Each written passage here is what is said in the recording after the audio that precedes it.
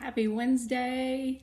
Gosh, what day is it now? I am losing count. Like day 10? I don't know. I don't know. I'll be glad when it's over. We're on Out of My Mind, chapter 17. Does anybody remember what Claire said about her yesterday in class? About how she didn't think Melody had thoughts. So, wow, that was really intense, and it gave me a lot to think about. Chapter 17. As I've been getting used to using Elvira over the last month, life at school has been almost pleasant. Almost. I can ask Connor about a TV show that came on the night before, or tell Jessica that I like her new shoes. It's been snowing, just flurries, almost every day. Late one January afternoon, I typed, "I hope we have a snow day. No school." Everybody agreed. For once, I got to speak for the class. I can answer questions in class lots better with Elvira to help me. For the first time, instead of pretend grades that teachers give me because they weren't quite sure if I knew the answers or not, I get real grades recorded in the teacher's grade book that are based on actual answers I've given. Printed out and everything. A report card, woohoo! But at recess, I still sit alone. It's been too cold to go outside, so we sit in the far corner of the overheated cafeteria until it's time to go back to class. None of the girls gossip with me about some silly thing a boy has said. Nobody promises to call me after school. Nobody asks me to come to a birthday party or a sleepover. Not even Rose. Sure, she'll stop and chat for a minute or two, but as soon as Janice or Paula calls her to come and look at a picture on her cell phone, Rose will say, "I'll be right back," and then skips away as if she's glad she has a reason to cut out on me. I just smile, hope I wasn't drooling, and pretend I didn't notice. After a few minutes of faking it, I push the button for the sentence, go back to H5, and Catherine and I roll back down the hall. One afternoon, near the end of January, Mr. Deming announced, in a voice that sounded like he'd been chewing on dry toast, "Instead of regular class today, I think we'll have a practice round for the Whiz Kids quiz team." Everybody cheered because otherwise we would have had a lesson on the Sahara Desert. Talk about toasty and dry. Every year, our school sends a team to the Whiz Kids competition. The last rounds, with teams from elementary schools all around the city and county, are held downtown at a hotel. Last year, our school got to second place in the whole district. The principal was so proud, she bought pizza for the entire school, even though the team was only for grades 4, 5, and 6. The first place teams from across the state go to Washington, D.C. for the Nationals. It's televised and is a really big deal. Rose scooted her desk closer to mine. "I was on the Whiz Kids team last year," she told me. "I know," I typed. "You're smart." She beamed and then leaned closer. "Connor will probably get picked again, too. He's a little hard to handle, but he's great with trivia." I glanced over. Connor was boasting to his friends about last year's competition. "You ought to see the room in the hotel where they hold the contest. Gold chandeliers, rich-looking stuff everywhere, and kids from all over looking smart. But we smoked them all." "All but one team, dude," Rodney shouted out good-naturedly. "They tore you up." The class hooted. "Yeah, but this year we're going to win. Right, Mr. D?" "We're certainly going to try, Connor," Mr. Deming replied. "The rules have changed slightly, so our team this year will be made up of just grades 5 and 6. That gives us strength because some of you competed last year. Now, let's just see how good we are. Let's do a set of sample questions just for fun, shall we?" "You got prizes?" Rodney asked. "Not every competition results in a prize, Rodney," Mr. D replied. "Yeah, but it's more fun with good stuff at the end," Connor added. "Please." Okay, okay. One slightly squished Butterfinger candy bar from my lunch bag, the teacher said, holding it up. Everyone laughed once more. Chocolate gives you zits, Rose teased Connor. I don't want candy. I want to win. She moved her desk back to her own row. Catherine sat on the other side of me. Do you want to play the practice round with them? She asked. Yes, yes, yes, I typed. Answers A, B, C, D. Easy. She grinned. Okay, easy. Let's see what happens. Mr. Dimming cleared his throat and smiled. Whiz Kids Time is my favorite event of the year, he admitted. Let's see if we can go all the way this year. The class cheered. I will read the questions first, and then the choices for the answers. You will write down the correct letter. Does everyone understand? Connor raised his hand, then called out even before Mr. Dimming noticed him.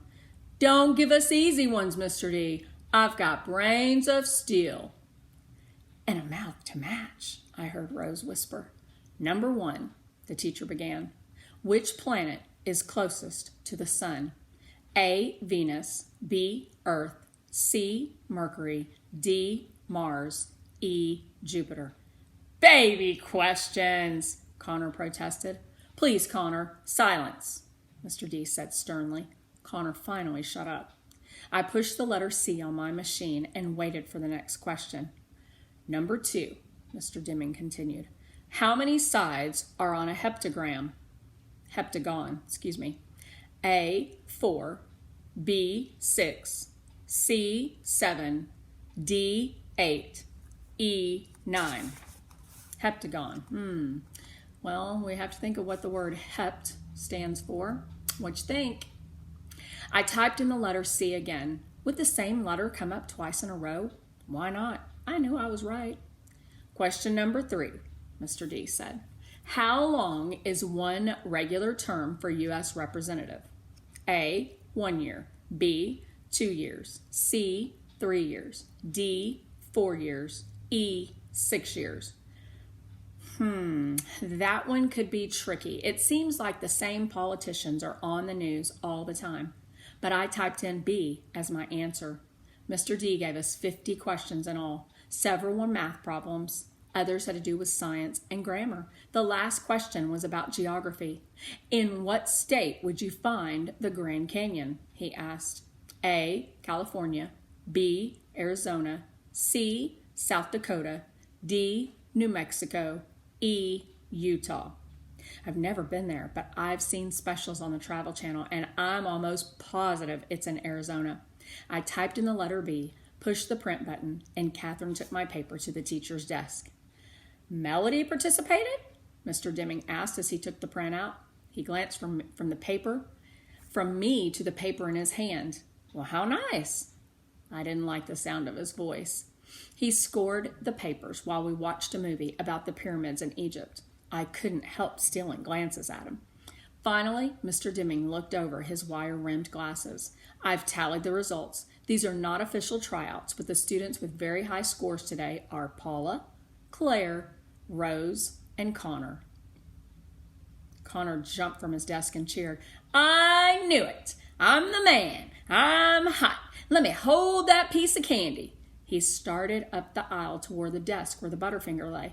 Sit down, Connor, the teacher said with exasperation.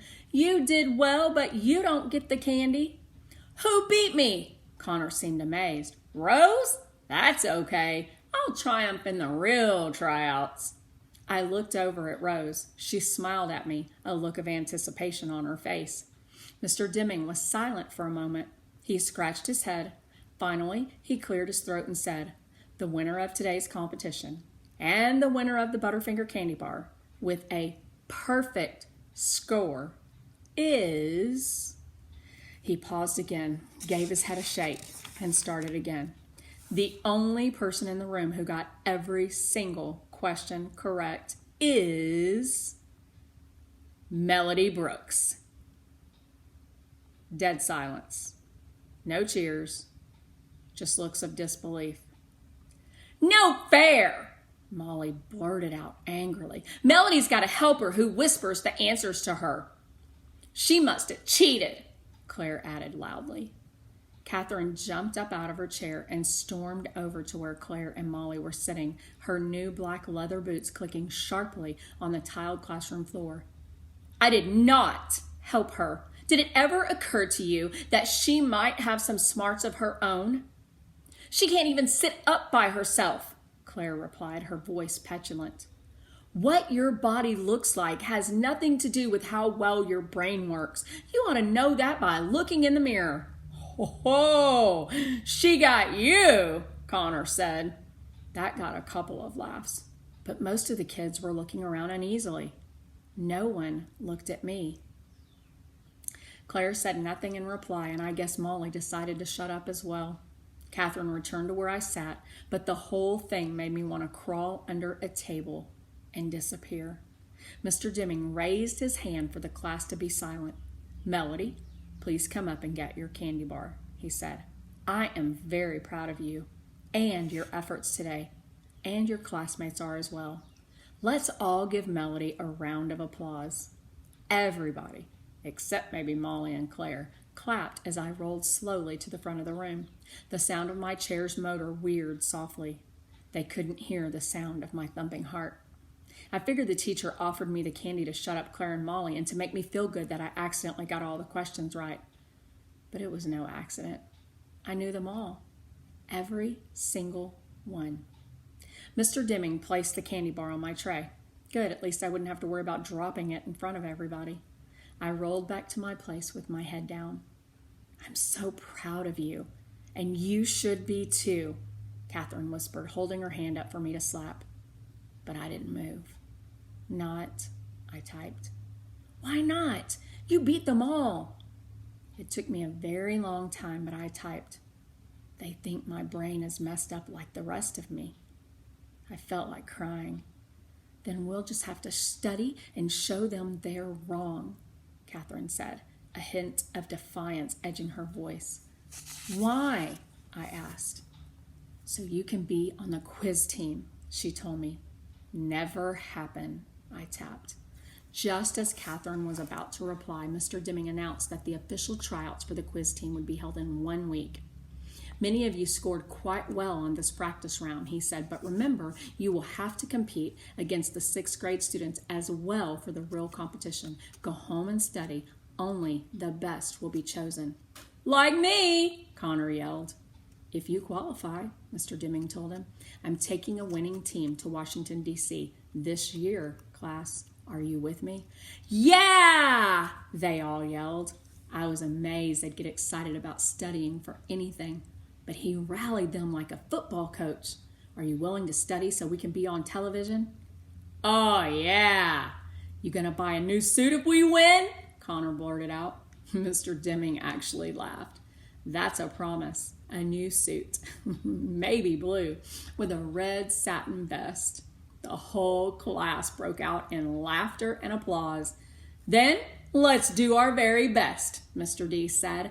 I'm going to create some extra challenging questions so that we will be stupendously prepared this year. Well, he's already starting with the big vocabulary words, I heard Molly whisper to Claire. Hard questions? Connor whined. Look at it this way, Mr. Deming told Connor. If Melody Brooks can win the first round, then my questions must not be difficult enough. We're all going to rally to win the competition. Everybody cheered, except me. I don't understand something that Mr. Deming said. He said if Melody Brooks can win the first round, then my questions must not be difficult enough. What does that mean that he just said? Is he trying to say that his questions were easy and that's why she got them all, so he's going to have to make them more difficult? I don't know.